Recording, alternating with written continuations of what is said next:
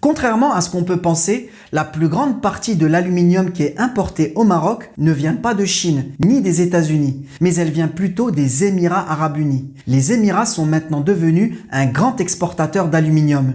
Sauf qu'aux Émirats, on ne trouve pas le minerai qui contient l'aluminium, ce qu'on appelle la bauxite. Et vous savez quel est le pays qui a les plus grandes réserves de bauxite au monde? Eh bien, c'est un pays africain. Et de très loin, c'est la Guinée. Justement, un des pays de la CEDEAO. Et qui est pas très loin du Maroc. Rien qu'avec le développement de l'automobile électrique, des batteries, on sait que l'aluminium va être un matériau stratégique. Donc actuellement, comment ça se passe?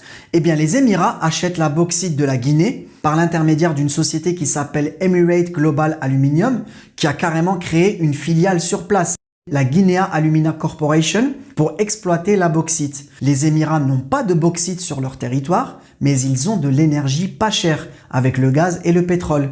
Et transformer la bauxite en aluminium, c'est justement un procédé qui demande beaucoup d'énergie. Donc le minerai de la Guinée, il sort totalement brut du pays, il fait un voyage de quasiment 10 000 km en bateau jusqu'à Dubaï, il est transformé en aluminium, et l'aluminium fait le voyage inverse pour être vendu au Maroc.